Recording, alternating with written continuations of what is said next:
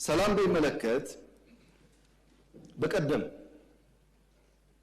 ወር ሳይሞላ ኢትዮጵያ ውስጥ ከ28000 በላይ ታቦት ውጭ ወጥቶ አድሮ በሰላም ተመልሷል።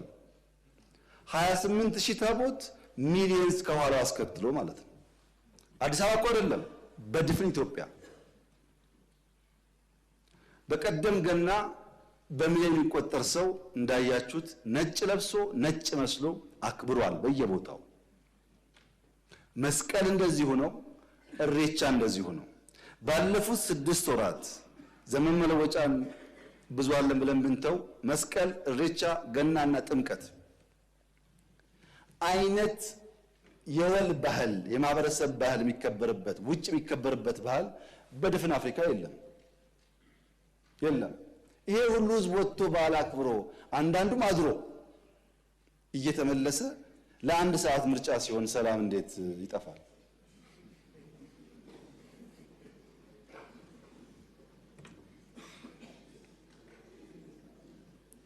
የሞኝ ዘፈን ሁልጊዜ አበባዬ ነው ይባላል።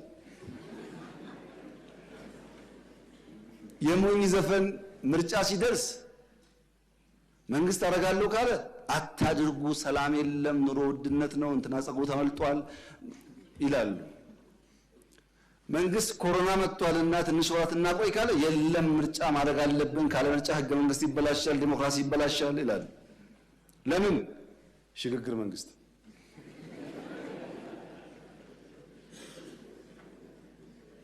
በየትኛው የአፍሪካ ሀገር ውስጥ ምርጫ ሳይደረግ ቀርቶ የሽግግር መንግስት የተፈጠረው? ኤርትራ። የት እናውቃለን? ከየት ተማርነው? ይሄንን ምርጫ ተደረገም አልተደረገም ተጎጂው ምርጫ ተወዳድሮ እድል መሞከር ያለበት ኃይል ነው እንጂ ስልጣን ላይ ያለ መንግስት አይደለም። ይሄ መጥፎ ልምምድ ነው። ጅብ አለና እንዳትበሉ ምርጫ አታድርጉ ብሎ የሚቀሰቅሱ ብዙ አሉ። ሰምታችሁ እንደሆነ አላቅም፣ በአንድ መደር ወጣቶች የሩጫ ውድድር ያደርጋሉ። ባረጉ ቁጥር አንደኛው ያሸንፋል፣ ባረጉ ቁጥር አንደኛው ያሸንፋል። እንደማያሸንፍ ስለሚያቅ አንድ ቀን ዘይዶ መጣ። ልክ ሩጫ ተጀምሮ ሰዎች ሞት ሲጀምሩ ጅብ መጣላችሁ አለ፣ ጮኸ። ወደፊት የሮጠ የነበረው ሰው ጅብ መጣ ብሎ ወደ ኋላ ተመልሶ አልፎት ሄደ። እነሱ ወደዛ ሲሮጡ ወደዚህ ሮጦ ቀደማቸው።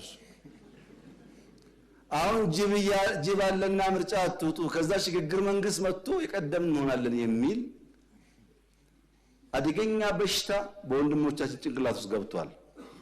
ይሄ ጠቃሚ አይደለም። ምርጫ ጥሩ ነው። ፐርፌክት እንኳን ባይሆን ልምዱ ጥሩ ነው።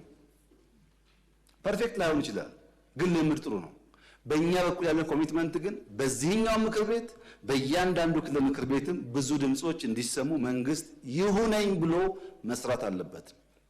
ታች በወረዳ አካባቢ የተባለው ይሄው ነው አቅጣጫው። በዚሁ ይሰራን ያለ ነው። ምናልባት ግን እርሱ ያሉት ችግር ካለ እንፈትሻለን፣ እናስተካክላለን።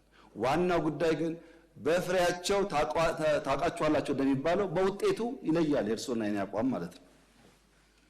እና ምርጫው የተሻለ እንደሚሆን ተስፋ አደርጋለሁ። ያልተመዘገባችሁ ተመዝገቡ፣ ያልወሰናችሁ ወስኑ።